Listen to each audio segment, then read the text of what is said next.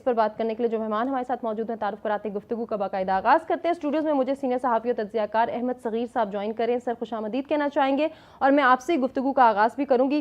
سر ابھی تک کی جو تھریٹس آ رہے ہیں کیا آپ کو لگ رہا ہے ان میں کوئی حقیقت بھی ہو سکتی ہے, اور اگر ایسا ہوتا ہے کہ ایران پہ واقعی کوئی سخت سینکشنز یا سخت پابندیاں لگتی ہیں تو پھر اس کا امپیکٹ کیسا دیکھ رہے ہیں؟ دیکھیں الٹیمیٹلی امپیکٹ تو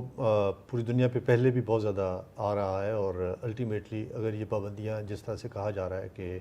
بہت زیادہ اور بڑی شدید قسم کی پابندیاں جو ہیں وہ ہونے جا رہی ہیں, جو کہ ٹرمپ صاحب اس کے اوپر بارہا مرتبہ کہہ چکے ہیں, اور آج تو انہوں نے بڑا اسٹریٹ وے جو ہے اس کے اوپر اپنا بیان دیا ہے,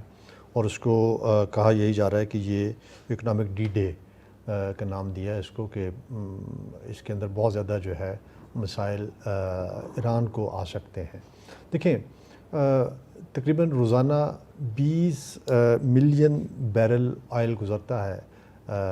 اسٹریٹ آف ہارمز سے, اور وہ تیل نہیں گزر رہا. اچھا ناٹ اونلی دس, آپ دیکھیں کہ باقی ٹریڈ بھی جو ہے وہ بھی اسی راستے سے ہو رہی تھی. تو ہم لوگ اور وہ والے ممالک اسپیشلی جو کہ انحصار کرتے ہیں انرجی کے اوپر, اور اسپیشلی تیل اور گیس کے اوپر, جو قطر سے یا سعودی عرب سے یا یو اے ای سے یا ان ممالک سے جو آ رہا تھا عمان وغیرہ سے, وہ نہیں آ رہا تیل, اور اس کے نتیجے میں دنیا کے اندر آپ دیکھیں کہ بہت تیزی سے فلیکچویٹ ہو رہی ہیں پرائسز آئل کی. کبھی 93-97 ڈالرز تک جو ہے وہ آپ دیکھیں کہ آئل کی پرائسز جو ہیں وہ پہنچ گئی ہیں.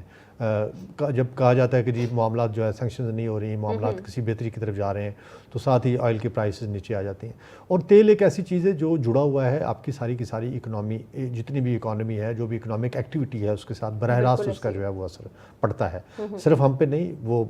ہمارے ساتھ والے ملک بھارت پہ بھی پڑتا ہے, اس کا بنگلہ دیش پہ بھی ہوتا ہے, اس کا چائنا پہ بھی ہوتا ہے, اور اس کا یورپ اور ایون امریکہ پہ بھی ہوتا ہے. امریکہ پہ شاید اس طرح سے نہ ہو چونکہ وہ وینزویلا کا تیل نکال کے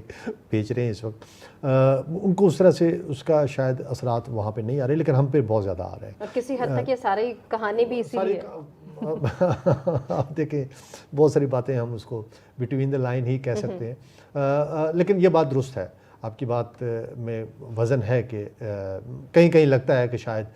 دیکھیں نا اسٹریٹ آف ہارمز ایک طرف سے ایران نے بند کر دی ہے, دوسری طرف سے امریکہ نے بھی بند کر دی ہے, اور نقصان کس کو ہو رہا ہے؟ نہ اس کو نقصان ہو رہا ہے, امریکہ کو نقصان ہو رہا ہے, نہ ایران کو, تو خیر پہلے بھی نقصان ہی تھا, وہ تو کون سا ان کا اتنا زیادہ وہ تھا. بہرحال اینی وے, اب آ جائیے کہ ان سینکشن کے نتیجے میں کیا ہو سکتا ہے, اور کیا سینکشنز ہوں گی کہ نہیں ہوں گی, اور واقعی اتنی سیریس ہے کہ نہیں ہے جتنا کہا جا رہا ہے. تو شاید اس کو ایک بارگیننگ ٹول کے طور پہ یوز کرے امریکہ. اس کی وجہ یہ ہے کہ کسی طرح بھی قابو نہیں آ رہا ایران, ان کے قابو, انہوں نے بہت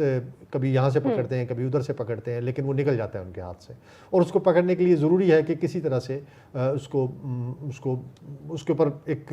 گرفت جو ہے وہ مضبوط قسم کی ڈالی جائے, اور مضبوط گرفت جو ہے وہ اکانومی سے زیادہ مضبوط نہیں ہو سکتی.